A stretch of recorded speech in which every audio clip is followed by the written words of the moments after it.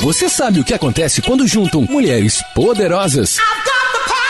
TPM no ar. Entretenimento, beleza, moda, empreendedorismo. O universo da mulher no tempo de hoje. Agora, TPM no ar.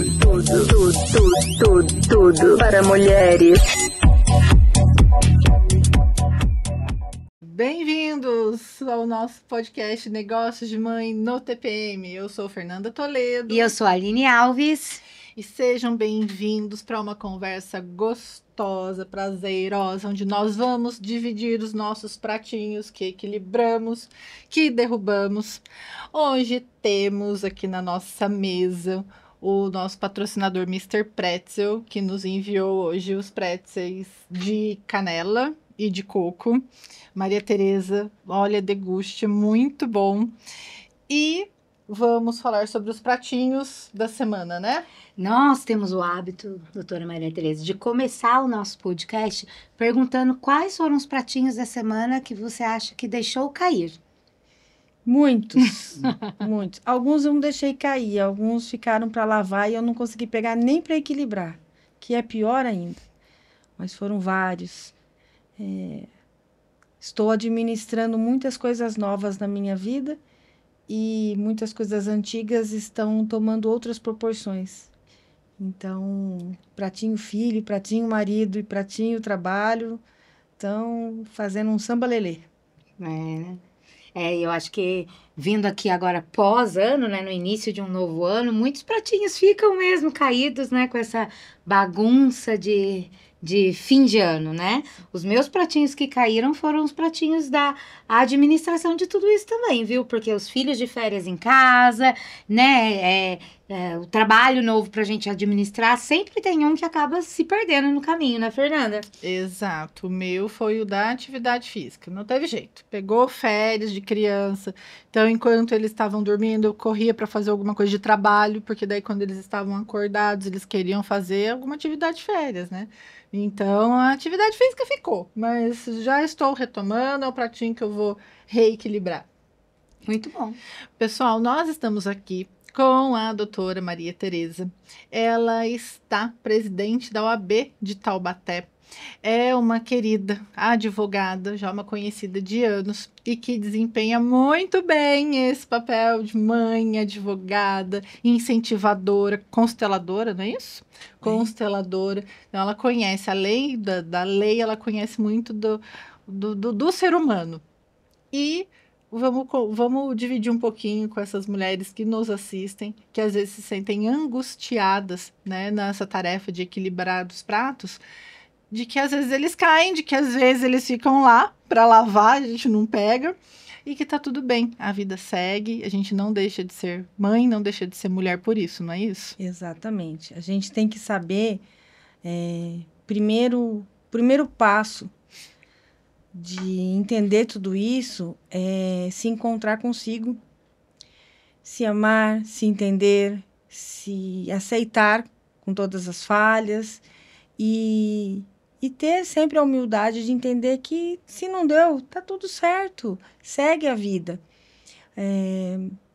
Nós mulheres passamos pela vida, e assim, não é hoje, é sempre, sendo questionadas sobre: você já fez?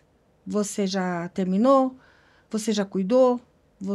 É sempre esse tipo de pergunta, com o tempo verbal do e aí, no passado. Já deu conta? E a gente tem que refazer isso dentro da gente, ressignificar isso, e a gente só começa fazendo isso entendendo que nós não precisamos já ter feito. Nós precisamos apenas ter vontade de fazer, seguir com carinho, com amor, e se não deu, aprender a dizer um não. Não, eu ainda não fiz. Talvez eu nem faça, porque não tenho vontade de fazer. É ter essa coragem. Hoje, para ser mulher, mãe, profissional, para ocupar esse espaço todo, precisa muita coragem. Muita coragem. Mas, especialmente, precisa ter um amor próprio, um amor em si, uma confiança própria. Então, é um caminho para dentro, depois para fora, sempre assim. Que lindo. E eu tenho certeza que muito da sua formação ajudou a chegar nesse sentimento, né? Mas divide com a gente. Você sofre essas cobranças também. Vamos começar do começo. Quem é a Maria Tereza? Quais são as funções que a Maria Tereza exerce hoje? Então, a Maria Tereza, que é uma mulher de 1,5 m, e eu falo que mulher de 1,5 m sempre é desafiadora. Eu também tenho. Olha lá, viu? Pois eu sei. As mulheres de 1,5 m, digamos que elas são mais concentradas. Então, eu, Maria Tereza, tenho uma característica de querer fazer muita coisa, de estar em muitos lugares, de atender, de estar... né? Eu estou sempre disponível. Estar com pessoas sempre foi uma coisa que eu gostei muito a vida inteira. Então, Maria Tereza é filha da Carmen e do Luiz, sou a mais velha de 2 filhas, me casei já um tanto madura, com 30 anos, 29, quase 30.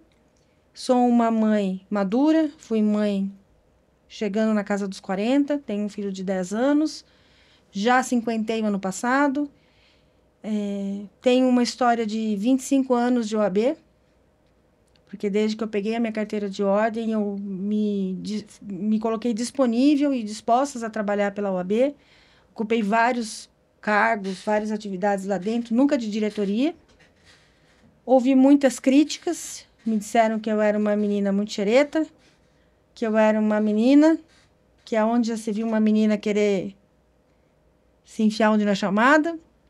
Mas era sempre eu que acabava resolvendo as questões que os mais experientes se perdiam um pouco. E durante muito tempo eu fomentei a ideia de que um dia eu estaria na presidência da ordem. Passado todo esse tempo, todo esse desafio, e ouvi que lá não é lugar que mulher ocupe, que a presidência da OAB não é lugar para mulher, hoje eu estou exercendo esse cargo. E eu tenho orgulho de mim por ter uma história dentro de uma instituição que fiz por amor. Eu não fiz por mim, eu fiz pelas pessoas que ali estão inscritas. Paralela a tudo isso, fui a primeira mulher presidente do Conselho de Segurança de Taubaté, tive um diálogo com as polícias civis e militares da região, presidi o Conselho Municipal do antigo Bolsa Família, ainda trabalho, estou como coordenadora pedagógica de um projeto chamado Promotoras Legais Populares, que existe em todo o Brasil e fora dele, que é um curso de capacitação para mulheres leigas, que é levar informação para a mulher e transformar a mulher, com conhecimento se transforma a mulher, e toda vez que a gente muda a vida de uma mulher, a gente muda a vida de uma família, porque a mulher é o canal de transformação de qualquer espaço de família. E essas são todas as coisinhas que eu fui fazendo e que eu não percebo e vou abraçando e faço com carinho. No meio do caminho, tivemos todos uma pandemia. Eu fui procurar um estudo, uma evolução, porque meu gosto pelo direito de família é muito grande. E lidar com gente, a gente precisa estar preparado, né? Todo cuidador precisa primeiro se cuidar para depois cuidar do outro, manter a sanidade. E aí eu fiz minha formação em constelação familiar para justamente trabalhar e entender que existem relações humanas das quais fazem parte de uma história da pessoa e que apesar da gente querer e achar, isso é um mal de todo ser humano, que nós somos capazes de mudar a vida do outro, porque todo mundo tem a receita do bolo dos outros. O bolo da gente não tem receita. A gente tem que saber que nós somos mero instrumento para a pessoa talvez alcançar alguma coisa. E às vezes ela não alcança, e daí não é por conta da gente, é por conta até da história da pessoa. Então, ocupar esse lugar de tranquilidade para advogar foi muito curativo para mim, que achava que tinha que consertar e acertar e resolver a vida de todo mundo. Então, assim, essa é a Maria Tereza. Descobri, num curso de redução de estresse na advocacia, que eu sou viciada no estresse. Tem isso? Existe. Eu não sei se eu quero descobrir, não. E aí, assim, quando a gente descobre uma coisa, a gente tem que fazer com que essa coisa trabalhe pela gente. Então, eu tenho tentado me organizar para esse estresse ser apenas uma motivação, né? Aquela adrenalina natural para trabalhar. Porque antes era algo que tirava meu sono, tirava minha tranquilidade. Hoje eu já consigo falar isso com tranquilidade e assim, que bom que eu tenho isso. Vamos usar isso em favor. Então, e a advocacia, ela é uma atividade que te leva para extremos, né, de sentimentos. De alegria, de tristeza, de angústia, de ansiedade. Então, tem que saber dosar muito bem. Primeira vez que eu escuto assim, né, tão bem a sua história, e aí uma coisa que você falou que eu fiquei pensando aqui, 25 anos na OAB, né? Pelo menos para quem está de fora da parte, né, de advocacia, pensa assim, nossa, se hoje já é difícil para a mulher, imagina 25 anos atrás, como é que era isso? Porque o que a sociedade tem, eu acredito que seja uma visão parecida com a minha, é que é uma área extremamente masculina, né, coordenada por eles, e eu acho que antigamente a sociedade fazia isso existir, né, porque nos filmes todos são homens Sim. grandes, né, e aí eu fico imaginando o desafio que foi para você ser uma menina dentro de um ambiente totalmente masculino, né? É muito desafiador, né? A gente ouvir coisas não boas, não fáceis e sorrir. É até a filosofia do sorria e acene. E ir para casa e remoer, e mastigar, engolir às vezes travar na garganta, porque você é excelente para ajudar, mas você não tem perfil para comandar. Isso é dolorido. Porque o comandar não é do perfil feminino ou masculino, é do perfil do ser humano. Existem seres humanos líderes, existem seres humanos que comandam, existem seres humanos excelentes para obedecer, fazedores. Então, assim, é o perfil do ser humano. Só que a gente vive isso numa sociedade patriarcal. Nós vivemos a advocacia no Brasil, é isso. A gente assiste o quê? Tem filme brasileiro? Não, tem filme americano. E os filmes americanos são grandes advogados, em grandes bancas, em grandes escritórios. A gente não vê.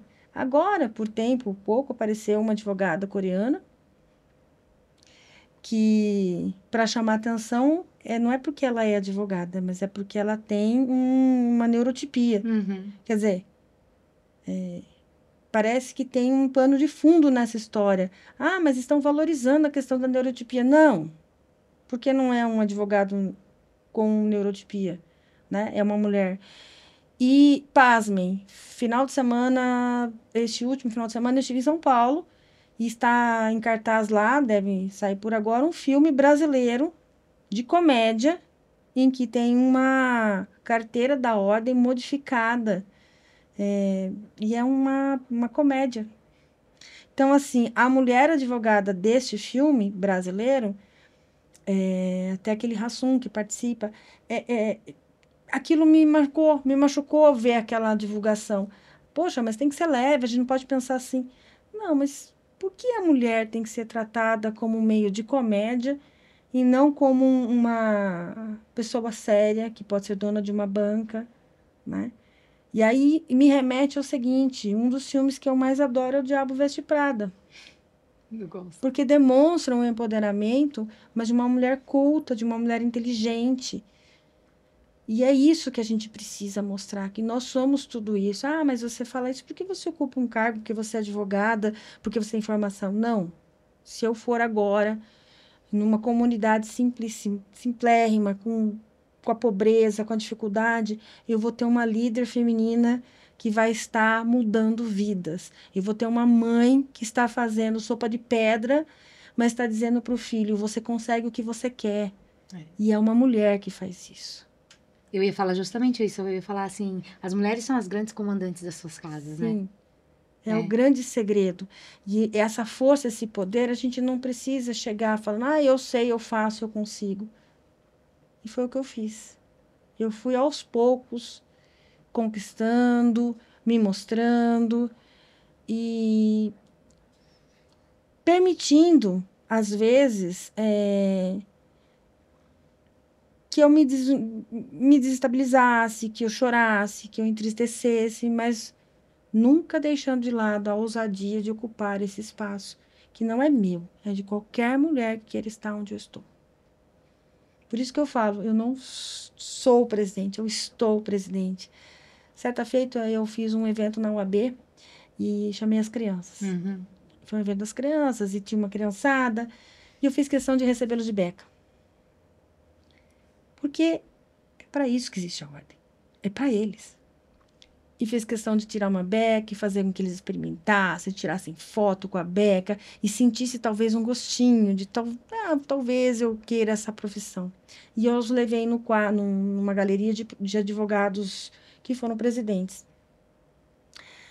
E aí me perguntaram, nossa, mas quase não tem mulher, né? Aí eu falei assim, não tem. E tinham várias meninas. Eu falei, mas agora nós vamos ter o quadro da doutora, e fui falando o nome das meninas que estavam presentes. E é interessante que o olho brilha, né? Então, assim, as meninas precisam acreditar que elas também podem estar lá, vestir beca, fazer sustentação oral, fazer júri, fazer uma ação de família que não é menor do que qualquer outra, uma ação trabalhista. E aquilo que eu falo nas entregas de carteira de ordem, você faz a mudança da vida das pessoas. Quando você faz com amor, você pode salvar vidas. E não só são as vidas presas, não. Quando você faz um divórcio, você está fazendo novas histórias. Quando você faz um processo trabalhista em que o reclamante recebe um dinheiro suado, você está mudando vidas, socorrendo vidas.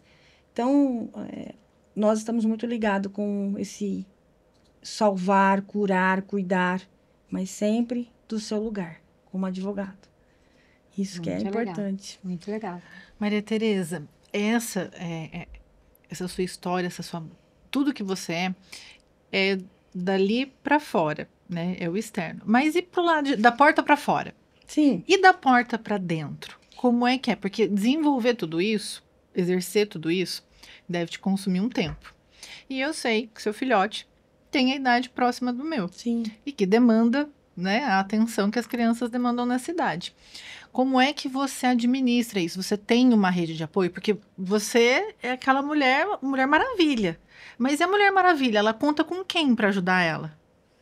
Com um marido maravilhoso. Incrível. Com um parceiro de vida. O Nilo é uma pessoa que não poderia ser outra. E me emociona. Eu também. Porque desde o primeiro dia que nós nos conhecemos, nós estamos juntos. Nós nunca nos separamos. Nós nunca tivemos uma discussão que não durasse mais que 2 ou 3 horas. E eu sou um bicho ruim de lidar. Minha personalidade é muito forte. Eu sou o tipo de pessoa que, quando eu tô nervosa, eu vou explodir, eu vou xingar, eu vou falar. Daqui meia hora já passou. Mas eu preciso que alguém suporte essa minha explosão. E ele sempre faz isso. Às vezes eu brigo com ele porque ele quer opinar. Eu falo, deixa eu falar, daqui a pouco passa. Infelizmente, eu não tenho uma rede de apoio natural. Que tem os avós, porque a minha mãe e meu pai já têm uma certa idade. Eu não gosto de sobrecarregá-los. E durante muito tempo, eu ainda não superei esse trauma. Eu acho que todas nós aqui, pelo menos em algum momento na vida, ouviu a frase do quem pariu Mateus que balance o berço. Então, eu sinto um pouco de dificuldade, muita dificuldade. Uma dificuldade extrema de virar mãe. Fica com o Miguel para mim. Mãe, eu tenho. Ela me ajuda, ela nunca me disse não, mas é de mim essa dificuldade. Quando o Miguel nasceu, eu fiquei 41 dias em casa, trancada, sem acesso a nada, porque ele estava... aquela história de que as crianças não podem ter acesso, questão de saúde e tal. Quarentena, sei lá como é que chama, fiquei trancadinha dentro de casa. E foi muito difícil para mim, porque eu era livre, ia para o escritório, trabalhava, vivia a vida. Foi muito difícil. Então, os 41 dias, e 41 porque era menino, e essa foi a orientação que eu recebi, eu fiquei em casa. E eu não tinha ninguém para me ajudar. Nem uma faxineira, nenhuma tia para ir uma vez por semana, nada. Então, eu saí de uma cesárea e enfrentei tudo isso. Tá certo isso? Não. Foi bom? Não. Eu aconselho alguém a fazer isso? Não. Não quis provar para ninguém que eu era melhor. Eu apenas não tinha reação do que fazer para mudar o que eu estava vivendo. Então, assim, eu tinha que riscar os dias do meu calendário. O preso que cumpre sentença. Cumpri a minha pena, porque é uma pena. O meu filho chorou os primeiros 6 meses. Era uma criança que chorava muito, de fome. Tinha muita fome. E tinha um refluxo. E o leite não dava certo. E compra leite não sei do que, leite não sei das quantas. Porque eu não amamentei, porque eu não tive leite. Então, todas essas coisas que a gente passa. E aquela, nossa, mas você não vai amamentar? Nossa, mas você é uma mãe desnaturada? Nossa. Quantos nossas eu ouvi? E a gente vai enfrentando. A sorte que eu digo, meu marido foi um cara que assumiu comigo essa bronca. Então, ele trabalhava o dia inteiro no escritório, eu aguentava o choro o dia inteiro. Quando era de noite, para eu ter um pouco de saúde mental, ele assistia a Copa com meu filho no colo. 2014, aquela Copa fatídica, Miguel ficou a noite inteira no colo do pai. Passou 6 meses. Abriu o céu depois da tempestade. Eu vi a pombinha após o dilúvio. E tudo foi para o eixo. Ele chegou aos 8 meses, ele foi para uma escolinha, eu voltei para o escritório. Primeiro degrau foram só o período da manhã, depois foi aumentando, foi no integral, e tudo se adaptou. Hoje ele come de tudo, é uma criança saudável, tem a demanda de querer mamãe, de vez em quando eu quero a mamãe, mas já com 6, 7 anos, eu olhei para ele assim, a mamãe ama você. Muito. Mais do que você possa imaginar. Mas antes de você nascer, a mamãe já tinha vida, trabalho e tudo mais. Então, a mamãe vai dividir tudo isso com você. Eu tenho certeza que foi um pouco triste para ele. Mas eu lidei com a franqueza, com a verdade. E aí ele já sabe. Eu me arrumo. Você vai para a UAB, mamãe? Falei, vou. E aí, de vez em quando, eu tiro algumas horas, eu fico com ele, alguns dias a gente passeia. As nossas férias foram estranhas, porque esse ano, 1º de janeiro, eu já estava empossada no cargo. E eu já tinha compromisso. Mas, contrariando os meus princípios, porque eu não torço para aquele time, eu os levei, filho e pai, para conhecer o Morumbi, passear, tirar foto. Então, faço o que eu acho que posso, o que dá para fazer, e não entro em crise comigo porque eu não fiz mais. Eu fiz um combinado comigo. Porque antes da pandemia eu entrei em crise. Porque eu troquei ele de escola, levei ele para a escola, e na porta da escola ele chorou 15 dias. E aí eu entrei em desespero porque eu era uma péssima mãe. Fomos todos para casa e ficamos trancados. Terminou a pandemia, ele disse, mamãe, graças a Deus você vai parar de gritar na minha cabeça. Eu não aguento mais assistir aula com você. E aí eu pensei comigo, a gente não percebe como a gente pode sufocar por amor. Então, foi bom. Tomei aquele tapão, me reestruturei e segui adiante. É uma criança que eu tenho muita sorte. É um menino bom, obediente, controlado, estudioso. Então, assim, por enquanto eu ainda não estou em desespero, mas 10 para 11 já começa a aparecer a luzinha da adolescência. Os medos vêm, mas eu vou até tomar não vou pensar nisso antes, né? Melhor, um problema de cada vez, né? Vamos fazer em fila. Isso. Mulher gosta de colocar no paredão, resolver tudo junto. Vamos aprender com os homens em fila. Exato. Vai descartando conforme vai aparecendo. A minha filha tem 10, vai fazer 11 agora em fevereiro. Então, eu acho que ela é um pouco mais velha do que de vocês. E aí, até os 10 anos e meio, ela era uma. Agora, a picadinha da pré-adolescência já veio. Então, nós estamos vivendo o mesmo mundo ao mesmo tempo. Porque o Vitor é de junho, Miguel é de abril e a sua é de fevereiro. Então, estaremos todas no mesmo barco. É a minha única menina, né? Mulher, será que é mais complicada, gente? Mulher é mais... Ouvi falar, não sei se é verdade, mas dizem que as mulheres, as filhas, são um desafio maior porque a gente enxerga muito a gente nelas. Pois é, então, eu tenho um Exatamente. exemplar em casa, mas, né, Eu- como a gente falou, um problema de cada vez. Eu confesso que eu sou sortuda, porque meninos dizem assim, o tempo todo abraçando, beijando, se pegando, e assim, é muito gostoso. Eu tenho um menino de 5, e aí ele é realmente 10 vezes mais grudado em mim do que a menina, né? E aí eu vi uma coisa hoje de uma moça que eu tava conversando com ela, e a minha filha tava junto. E a minha filha adora falar, gosta, né? Tá naquela fase de gravar vídeo pro Instagram. E aí a moça virou pra mim e falou assim: Você sabe que o aprendiz supera o mestre, né? Eu falei: Meu Deus do Esse é céu. o segredo. No período de pandemia, como eu disse, eu estudei, eu fui ler e li muito, né? A minha professora é um pouco exigente demais, então eu devo ter lido bem uns 50, não, uns 100 livros com resenha para apresentar trabalho. E um dos livros que eu li foi A Maternidade Sua Sombra, da Laura, acho que é Gutmann, o sobrenome dela, assim. E tem muito dessas perguntas, entendeu? Quando a gente para e observa e começa a identificar a gente na criança. E por que a criança, né, vem com isso?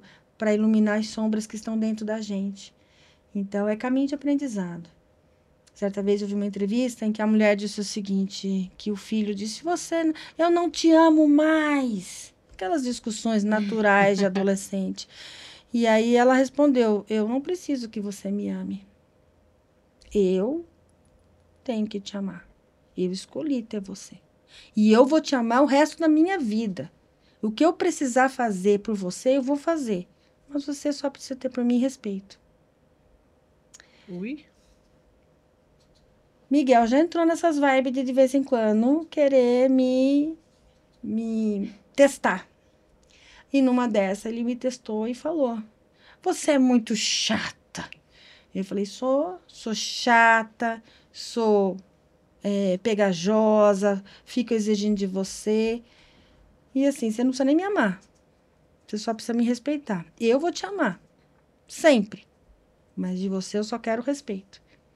Se você gostar de mim, tudo bem. Se não, não tem problema. Foi uma paulada tão grande que faz tempo que ele não vem de frente comigo. Porque ele entendeu que ele pode me amar, mas eu não vou fazer todos os gostos ou todas as vontades dele. E não é por isso que eu deixei de amar.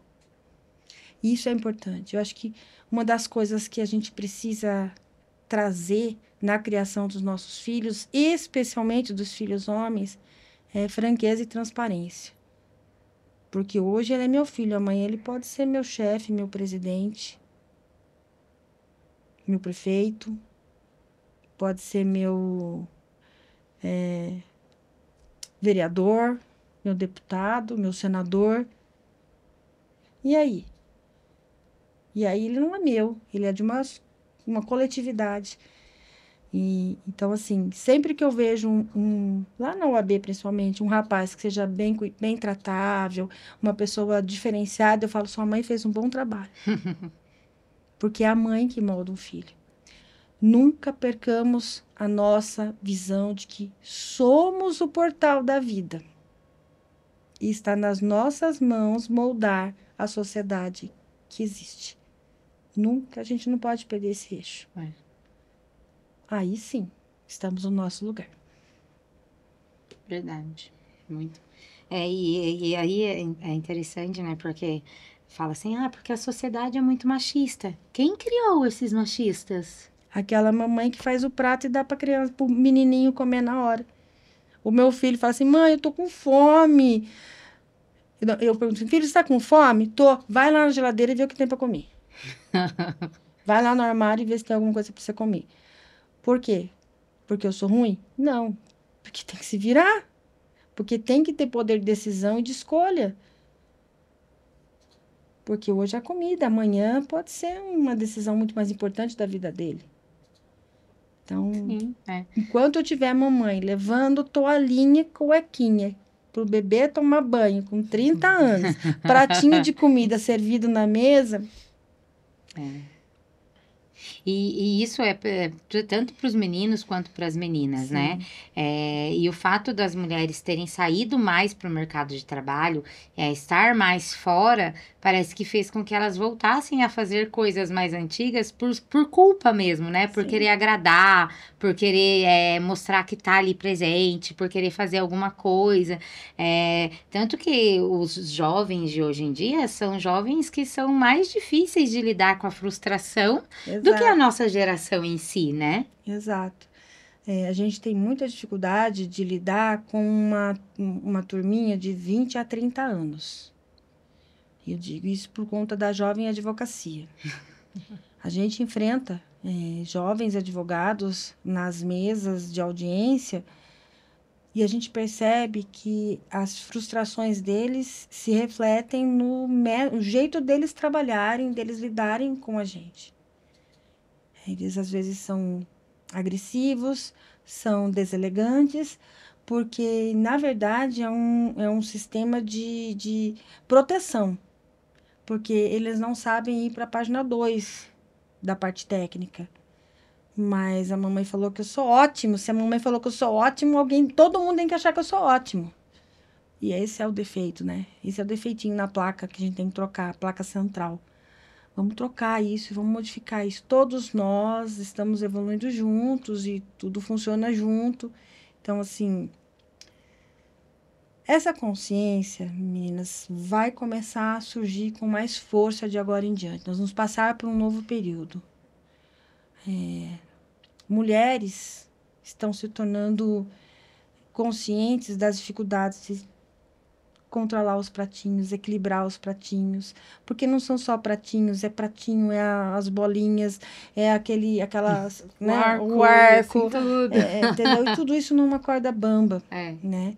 A gente tem questões complicadas, a sociedade hoje é formada muito mais por casais separados, por mães solo. Hoje a gente tem a visão que está começando a mudar dentro de um tribunal patriarcal, conservador, de que a gente tem o valor do cuidado. A mulher, quando cuida, também tem um valor financeiro, né? Um dinheiro que está sobre isso. A gente tem mais pessoas falando sobre isso. Então, como eu sou uma entusiasta das mudanças, das coisas boas, eu acredito que a gente está caminhando para uma coisa diferente. Tanto que hoje a gente está aqui. Sim, exatamente. E esse movimento que vocês estão promovendo, ele é gotinha que vai em todos os cantos, né? E já dizia o grande mestre, né? Vamos jogar as sementes. A semente de mostarda é pequenininha, vai cair no vão da pedra, vai cair num solo ruim, num solo bom, mas vai cair. E é isso a parte mais importante, né? Acho que a ideia é essa, né? Maria Tereza, que delícia. Eu Falando não vi de o cotovelo. tempo passar. Eu olhei agora e me assustei. Mas olha, eu acho que o que ficou é que, assim, a mulher, ela pode ser o que ela quiser. Ela pode estar aonde ela quiser, né? Muito obrigada. Eu tenho certeza que a sua fala foi inspiradora, motivadora e acolhedora. Tá?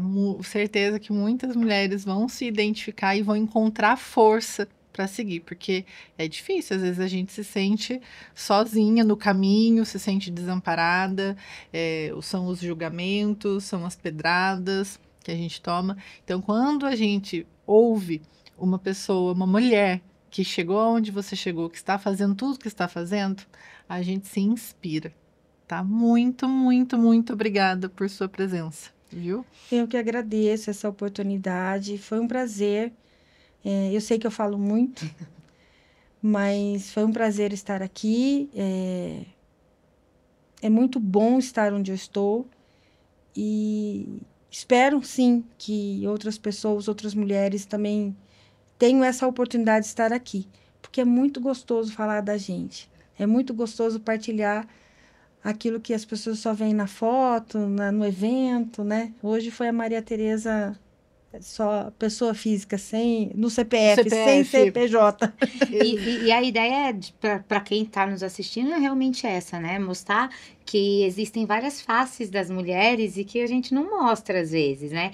E que não precisa se cobrar tanto, nada é perfeito. Que não sendo perfeito, a gente atinge também o que a gente quer, né? Aonde a gente almeja. Não precisa tudo perfeitinho, não precisa ser a mãe perfeita, a advogada perfeita, a filha perfeita. Não precisa disso, né? Dá pra ser mais leve, né? E você trouxe isso com muita sabedoria hoje. Muito obrigada. Imagina, eu que agradeço. A gente tá saindo calma, leve no episódio de hoje. Que bom, muito Obrigada, obrigada. viu? Obrigada. Para quem está nos assistindo, muito obrigada por estarem aqui. Acompanhem nosso canal, se inscrevam, comentem sobre convidadas, sobre pessoas que têm histórias inspiradoras, como a da Maria Tereza, que vocês gostariam de ouvir aqui. E conta pra gente, qual foi o pratinho, qual o pratinho que você tem mais dificuldade de equilibrar, pra gente trocar uma ideia. Novamente, muito obrigada. Muito obrigada.